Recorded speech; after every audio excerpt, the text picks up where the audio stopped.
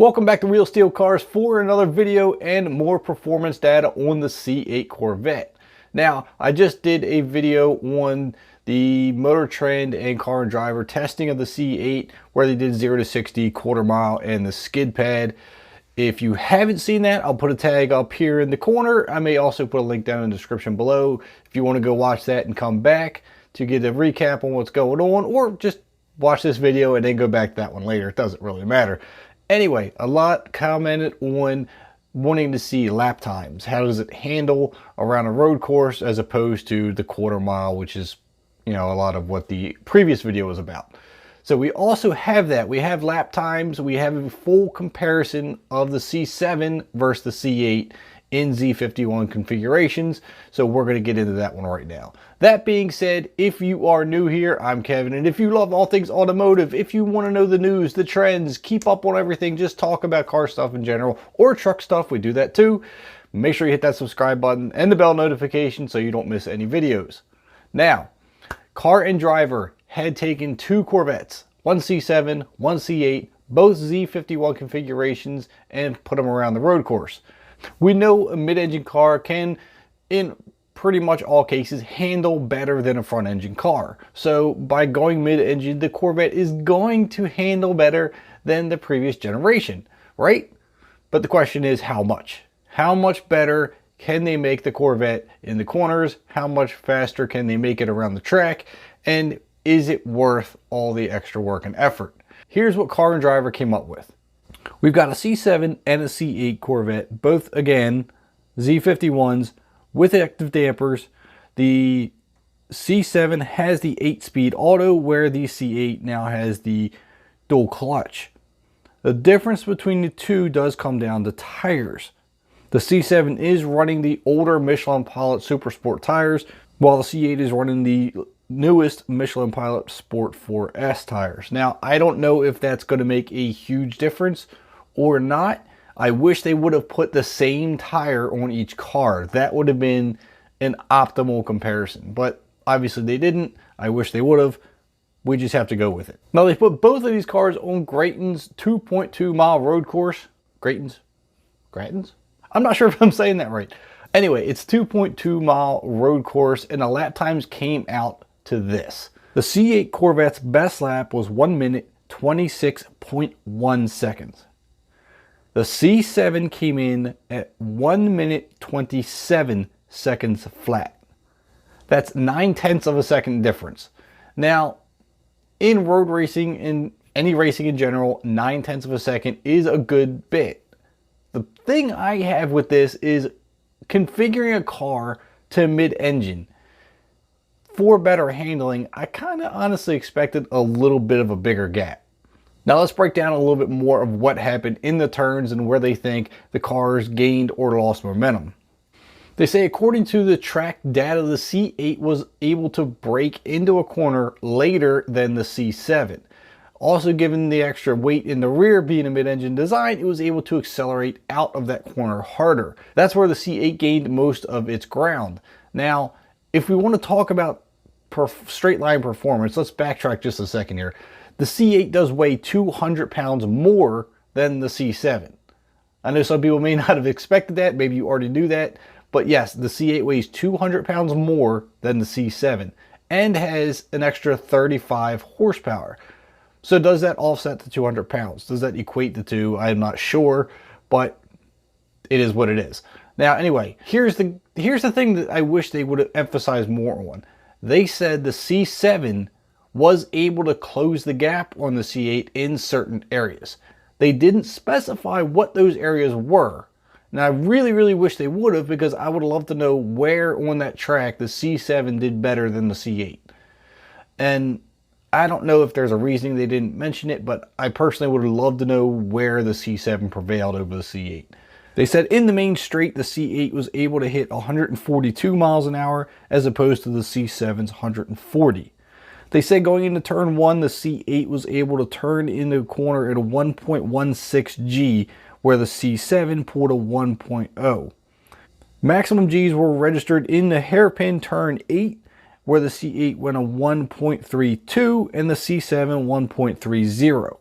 That is really close. I mean, that's almost identical. A 1.3 to a 1.32. You're really splitting hairs here. But the C7 really seems to be holding its own against the C8, although there are areas in which the C8 is prevailing. Now, I think, at least according to what they just said, the hairpin is kind of where the C7's catching up. So I don't know what the difference in the suspension or the geometry is in between the two cars, but if you're getting that close into the hairpin, obviously the long sweepers are where the C8 is able to go in and out faster. They emphasize how much easier it is to get the car to go faster. It's more comfortable and the car is more composed at those speeds than the C7 is. Yes, the C7 is capable of doing almost as good a job. Dare I say that, I'm probably going to get reamed for that one. But the C8, they said, is more unstable, doing the same thing that the C8 does with ease. A lot of that is because of the mid-engine configuration, that when you go into a corner, there's more push on the C8, whereas where the C7, there's more oversteer. So the thing about this, and I'm going to go back to another video that Matt Farah did from the Smoking Tire, who had ran the C8 around the road course as well, and he said the C8 really didn't prevail until you were pushing it to its limits. The car is really configured in a way to be comfortable on the street. That's why it pushes so much. So people are comparing it to, say, the McLaren 570 or the Audi R8 and everything, where they say it doesn't push. Those cars just kind of roll around the corner and just does its thing. It just, you turn the wheel and it goes. Where the C8 will push because the camber and suspension and everything is dialed in for a more comfortable ride on the street. The other cars are a little more rough on the street but prevail more on the track. So Chevy had to compromise somewhere and dial the suspension in so that you could be more comfortable driving on the street, where, let's be honest, 90% of the Corvette owners are going to be anyway. So if you want the car to push less, you're going to have to, retune the suspension a little bit and change the camber, and that will take care of the pushing problem. Now, the push problem isn't something that you can't work around. That just means you have to adjust your driving style. You can't just go barreling into the corner and expect to slide through it, which you can, because honestly, if you watch Matt Farah's video on it, he was sliding through a lot of these corners. It's a tricky combination. I know they want to make a track car, but you also want to make a street car, so somewhere you got to meet in the middle and compromise. So overall, the car is really, really, really good. I mean, it's probably one of the best handling Corvettes out there. Now, is it arguable that 9/10 of a second lap time difference is worth it? Maybe, maybe not. At that point, I think it's more of how much do you track it? 9/10 of a second is a lot in a professional race, but let's face it, the majority of us are not professional racers. Amateurs, weekend warriors, stuff like that. 9/10 of a second, that's driver flaw. That's what that is. I mean, I know it sounds like I'm probably being a little negative on the C8. I'm not. I love the C8. I think it's great. I think it, from what I've seen, the testing, it handles amazingly. But truth of the matter is, I kind of was expecting a larger gap in a lap time than 9/10 of a second. So it is what it is. Leave your comments down below. Let me know what you think of this. Let me know if 9/10 of a second is marginal. Is it enough? Is it what you expected? I think the true test is when it starts getting into customers' hands. That's when we're going to find out what everybody really thinks about the car. All right, so that's all I've got on the track testing of the C8 and the C7 Corvettes. So now on for that little bit of mini news. It looks like the GM strike may finally be over. GM has agreed to raise wages 3 to 4% and drop the amount of time an employee has to be at the company to get that top $30 an hour pay. Obviously, there's going to be other little nuances in the contract, whether it be health benefits or whatever else they have to iron out. But overall, they said they've come to an agreement. Contract is being worked over, so I don't know when the employees are going to go back to work. But they said there is a chance that some may return earlier. Others may wait until the contract is officially signed and done before returning back to the factories.